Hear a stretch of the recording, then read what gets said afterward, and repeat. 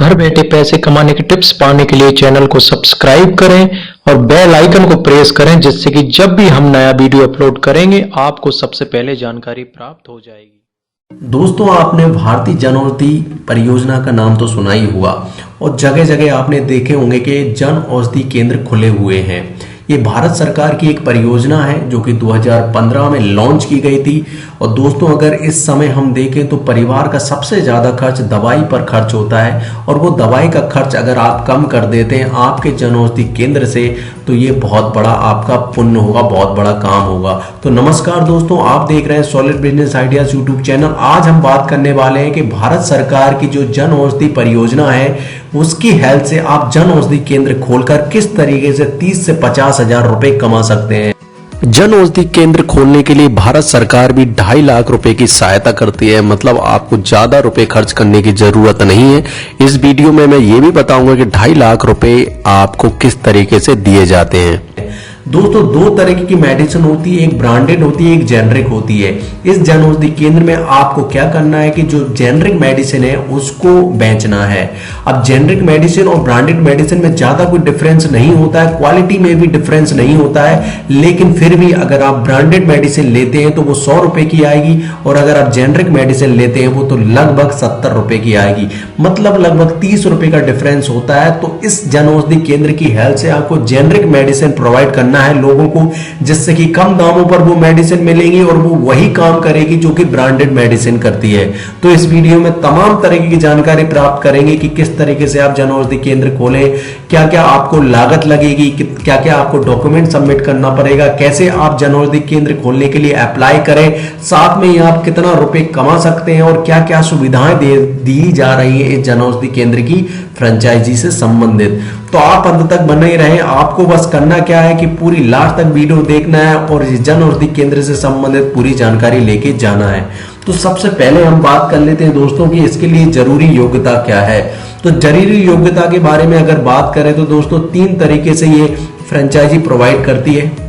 पहली, कोई इंडिविजुअल खोल सकता है जिसके पास बी फार्मा या डी फार्मा का सर्टिफिकेट हो। दूसरा, कोई एनजीओ भी खोल सकती है लेकिन उनको बी फार्मा या डी फार्मा के लोगों के जो हायर करना पड़ेगा जिनके पास सर्टिफिकेट हो। तीसरा, कोई हॉस्पिटल या मेडिकल स्टोर भी खोल सकते हैं लेकिन उनके पास बी फार्मा या डी फार्मा का सर्टिफिकेट होना चाहिए। तो आप खुद खोल सकते हैं लेकिन आप एक बंदे को हायर कर लीजिए जिसके पास बी फार्मा का सर्टिफिकेट हो और उसके बाद इसकी औषधि केंद्र आप खोल सकते हैं। और सबसे बड़ी बात यह है दोस्तों कि इसमें अगर SC ST का या कोई दिव्यांग खोलता है तो उसके लिए 50 हजार का आर्थिक राहत भी दी गई है। और ये योजना का जो अगर आप इसको ओपन करेंगे तो इसको प्रधानमंत्री जन औषधि केंद्र के नाम से खोला जाएगा। अब बात कर लेते हैं दोस्तों कि इस जो औषधि केंद्र है इसको खोलने के लिए आपको जरूरी दस्तावेज क्या क्या लगेंगे। तो जरूरी दस्तावेज में आपको पैन कार्ड लगेगा, आपको हॉस्पिटल एनजीओ वालों के पास जो भी आपका रजिस्ट्रेशन है वो रजिस्ट्रेशन लगेगा, उसका पैन कार्ड लगेगा। 120 वर्ग फीट आपको जगह की जरूरत पड़ेगी, सर्टिफिकेट की जरूरत पड़ेगी और अगर आप खोलना चाहते हैं तो आपके पास डिग्री भी होना चाहिए। अब बात कर लेते हैं कि आवेदन कैसे करें। तो आवेदन करने के लिए दोस्तों मैं लास्ट में बताऊंगा, आप उसमें जुड़े रहें। जन औषधि केंद्र की गवर्नमेंट वेबसाइट पर हम जाएंगे, वहां पर हम रजिस्ट्रेशन को क्लिक करेंगे। रजिस्ट्रेशन भी आप 2 तरीके से करा सकते हैं, ऑनलाइन और ऑफलाइन। वहां पर गाइडलाइंस भी दी हैं, वो गाइडलाइंस के बारे में भी मैं आपको बताऊंगा कि किस तरीके से गाइडलाइन दी है। और इसमें आपको आपका नाम, mobile number, date of birth, Aadhaar number और आधार नंबर देने के बाद आपका मोबाइल नंबर देने के बाद एक OTP होगा, OTP आप फिल करेंगे।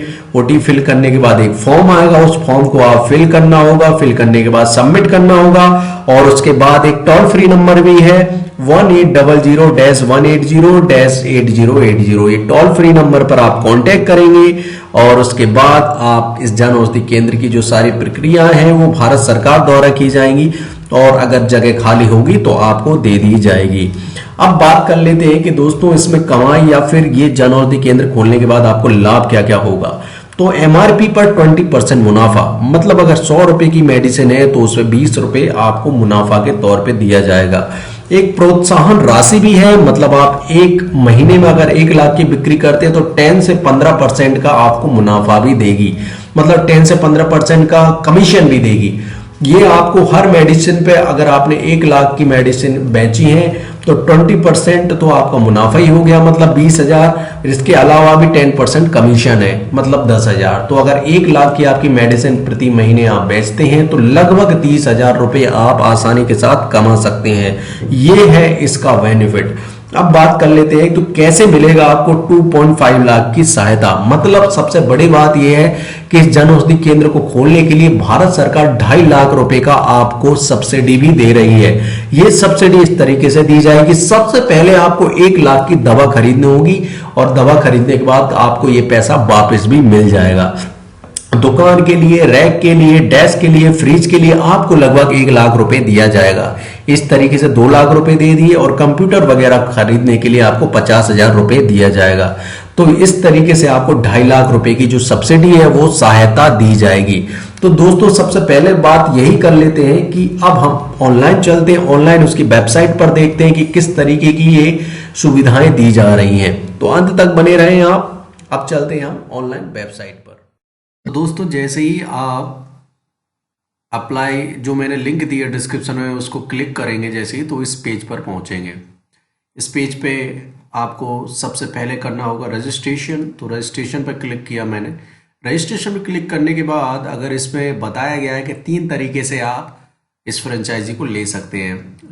Location propose with government hospitals, उसमें state government agencies, location propose outside government hospital, उसमें से एनजीओ हो सकते हैं, इंडिविजुअल भी ले सकते हैं। और इसमें सबसे बड़ी बात ये दी गई है कि आप ऑनलाइन भी अप्लाई कर सकते हैं और ऑफलाइन भी कर सकते हैं। ये सभी तरीके की कैटेगरी में है और गाइडलाइंस भी है इसकी। तो एक को देख लेते हैं, इंडिविजुअल वाले को देख लेते हैं। इंडिविजुअल में क्या दिया है, इंडिविजुअल का ये गाइडलाइंस एग्रीमेंट भी है, इसको क्लिक करके रख देते हैं, वो हम रीड कर लेंगे। ऑनलाइन एप्लीकेशन क्लिक करते हैं और ऑफलाइन के लिए दोनों पर ही क्लिक कर दिया है। अब हम देखते हैं किस तरीके का इंटरफेस ओपन होता है।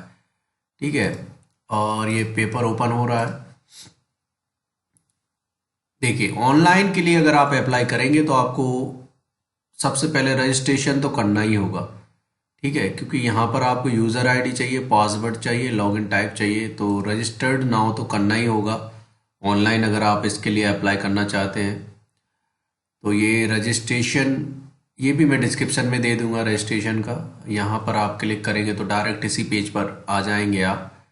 और ये एप्लीकेशन फॉर्म ऑफलाइन वाला है।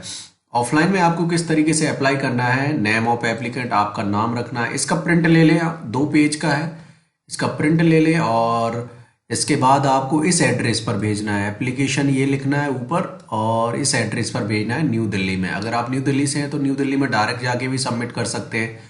और इस एप्लीकेशन फॉर्म में आपको SC ST से ये सब भरना पड़ेगा, एड्रेस भरना पड़ेगा, स्टेटस आप इंडिविजुअल है कि NGO है कि गवर्नमेंट है, फिर एनी अदर, और ये 2-3 इन्फॉर्मेशन है, ये सब भर देंगे आप। और इसके बाद सिग्नेचर कर देंगे, डेट डाल देंगे, प्लेस रख देंगे, आपका नेम और डेजिग्नेशन लिख देंगे। और ये सेल्फ अटेस्टेड डॉक्यूमेंट है इंडिविजुअल के लिए, ये सब डॉक्यूमेंट देने पड़ेंगे इस वाले कॉलम के। और अगर NGOs हैं तो ये वाले, और गवर्नमेंट अगर लेना चाहता है कोई गवर्नमेंट वाला तो ये सभी डॉक्यूमेंट देने पड़ेंगे। तो ये तो ऑफलाइन फॉर्म हो गया। ऑनलाइन में मैंने जैसे ही वो रजिस्ट्रेशन को क्लिक किया था तो आपको नेम देना पड़ेगा, date of birth, mobile number, mail ID, state, user ID, password, आप जो भी यूज़र आईडी बनाना चाहते हैं बना सकते हैं। और उसके बाद सबमिट कर देंगे तो आप आगे की प्रोसेस में जा सकते हैं ऑनलाइन एप्लीकेशन में। ठीक है, अब हमने एक चीज़ और, यहाँ पे ये गाइडलाइंस जो इंडिविजुअल की है वो गाइडलाइन डाउनलोड की थी। ये 21 पेज की है, तो 21 पेज की है, इसको पढ़ लेते हैं। मैंने एक PDF भी डाउनलोड किया है, उसको देख लेते हैं। देखिए ये 21 पेज का है, तो इसमें पूरी जानकारी दी है। पहली जानकारी, प्रधानमंत्री भारतीय जनौषधि परियोजना नाम है इसका। ये 23 अप्रैल 2008 में आई थी और 15 में आई थी। 2008 में पहली मीटिंग हुई थी और ये प्रधानमंत्री जनौषधि केंद्र के नाम से चलाई जाएगी। 230 जिलों में इसको खोलने का प्रावधान है। तो ये भी आपको चेक करना पड़ेगा कि आपके ज़िले में आप इसको खोल सकते हैं कि नहीं खोल सकते हैं। और ये जिसके द्वारा चलाई जा रही है वो bureau of pharma PSU of India के द्वारा चलाई जा रही है। और इसके बाद इसकी एलिजिबिलिटी क्राइटेरिया क्या है तो मैंने वो बता ही दिया आपको। आप individual doctor, B pharma, D pharma का सर्टिफिकेट के साथ आप किसी एम्प्लॉय रख लीजिए। उसके बाद करिए। मार्जिन मतलब कमाई कितनी होती है, 20% ये और 15% ये। तो लगभग 35% भी आप कमा सकते हैं। मतलब 1 लाख का अगर आप बिजनेस करते हैं तो लगभग 35,000 रुपये का आपको मुनाफा हो सकता है। और अगर SC ST है तो 50,000 का अलग से एडवांस दिया जाता है। और भी तमाम तरीके की इंफॉर्मेशन दी है। रिक्वायरमेंट फॉर ये मैं बता ही चुका हूँ, 120 स्क्वायर फीट चाहिए, और ये तमाम तरह की जानकारी दी है। इसमें आपको ये फॉर्म भी दिया गया है, जो फॉर्म ऑनलाइन के बाद ऑफलाइन के बाद आ रहा था, ये फॉर्म भी दिया है। साथ में ये क्या क्या डॉक्यूमेंट लगेगा उसकी भी जानकारी दी है। और नीचे जाएंगे तो एग्रीमेंट भी आपको एक गवर्नमेंट से करना पड़ेगा कि आप किस तरीके से इसको ऑपरेट करेंगे। ऐसे करके 21 पेज है, अभी हम 12वें पेज पर हैं। बहुत सारी जानकारी है, इसकी भी लिंक मैं डिस्क्रिप्शन में दे दूंगा, जिससे कि आप डायरेक्ट इसको डाउनलोड कर लें और उसको अच्छे तरीके से पढ़ लें। और अगर कुछ और जानकारी चाहिए तो आप कमेंट भी कर सकते हैं। दोस्तों, ये वीडियो तो हमारी हुई कंप्लीट। अगर ये वीडियो आपको अच्छी लगी तो वीडियो को लाइक कर दें, चैनल को सब्सक्राइब जरूर कर दें, जिससे कि आगे की आने वाली वीडियो आपको मिलती रहेंगी। और इस वीडियो को देखने के लिए बहुत बहुत धन्यवाद।